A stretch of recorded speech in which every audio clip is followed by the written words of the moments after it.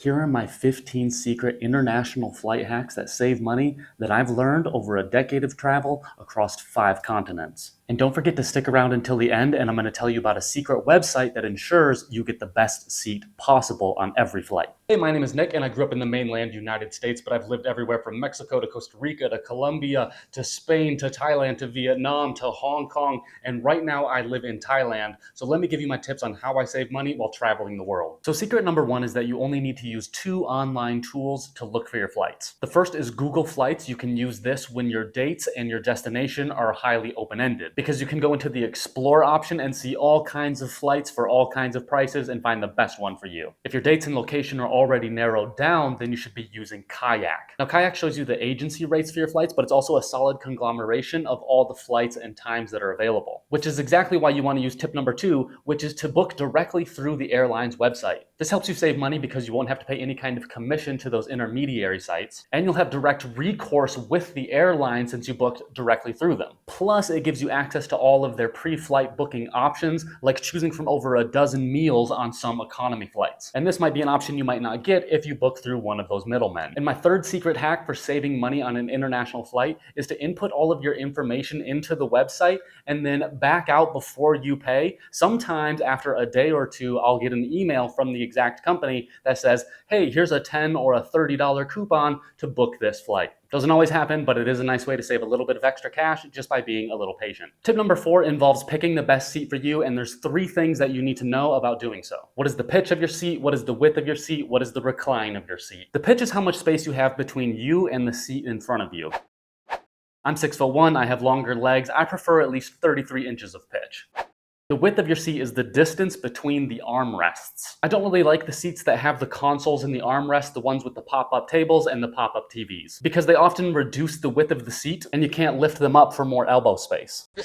And the recline of the seat is the angle at which it leans back. Now, I found that's not that important on a short 3-hour flight, but it's very important on an 8-hour flight. You should also pick a seat that has space underneath the seat in front of it for your bags. Often front row seats won't have these because there's no seats in front of them. So you might have to put your bags up above, which means you can't access them until the captain turns off the seatbelt light. And that could be 15, 20, 30 minutes into the flight. Now, again, at the end of this video, I will show you a bonus website that will help you make sure you're getting the best seat for you every time. But tip number 5 is to start looking at your flights at least 4 months prior to your departure date. That's really when flights start honing in on their best prices. And at the same time, if you want an upgraded seat for the best price or the best location on the plane, then this is the time to do it because they're going to start disappearing. And that leads me to tip number 6, which is definitely don't book any later than about a month in advance. Sometimes you can get away with 2 to 3 weeks in advance, but usually prices start rising at least in that time frame. Tip number 7, and I don't want to hear any pushback about this, is no check-in luggage. Everyone overpacks, trust me. And the reasons I avoid check-in luggage is number 1, you have to buy the bags, which is more money. Number 2, there's always an extra fee for that check-in luggage. It's either an extra fee added on or already built into the ticket price. And number 3, there's a lot of time wasted waiting for your bag to arrive on the carousel.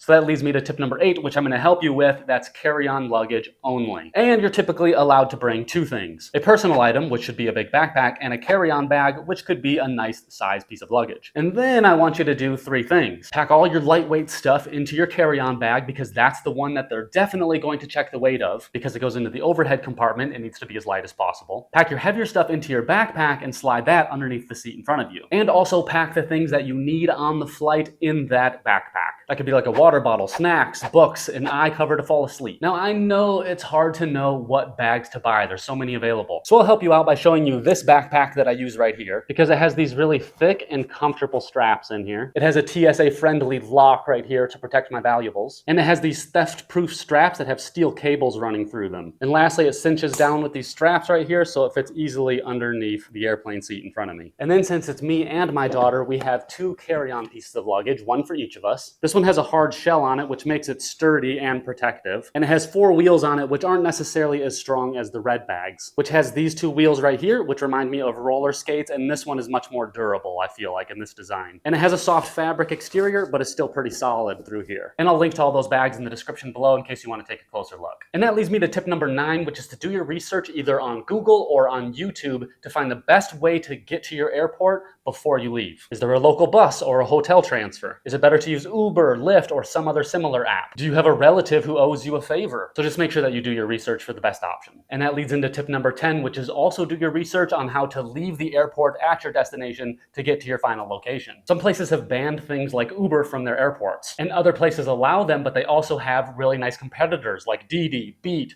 Bolt, Grab, but there also might be a really inexpensive local bus. There's often mini shared buses as well that are a little bit more expensive but much quicker. Lots of airports around the world have trains leading into their cities, and those can be cheap and really fast. Or possibly you're in a group of 4 people and it would be more economical to split a taxi between all of you. And if you're taking a taxi, is it better to use a metered route, or do they have a set price that they'll work with? Do your research before your arrival. And tip number 11 is to dress appropriately for your flight. First suggestion, if you're a little heavy on your carry-on baggage, just wear your heavier clothing. Second suggestion, layer up your clothing. It can get cold, especially on long international flights. If you get too warm, you can always layer down, but if you're layered up, you're also lightening up the load on that carry-on baggage. Suggestion 3, wear your heaviest shoes if you're bringing more than 1 pair, which I don't recommend. Suggestion 4, wear a nice jacket and stuff all its pockets full with snacks and supplies. And suggestion 5 is to think about how all of this consolidation reduces the weight of your baggage, which means you don't need to check anything in. Tip number 12 is to pre-book your meals. Sometimes you don't automatically get a meal on a flight, so make sure you go in and pre-book it if possible. Because if you don't pre-order a meal on a flight where you're supposed to, then you may be stuck buying the expensive snacks. And that's bad for your health and your wallet, so pre-book those meals. Secret hack number 13 is to take your empty water bottle through security and then fill it up before getting on your flight. There's often water fill stations inside the airports, often next to toilets. But be warned, because there are some places I've been to in Asia where the only free water I can find in the airport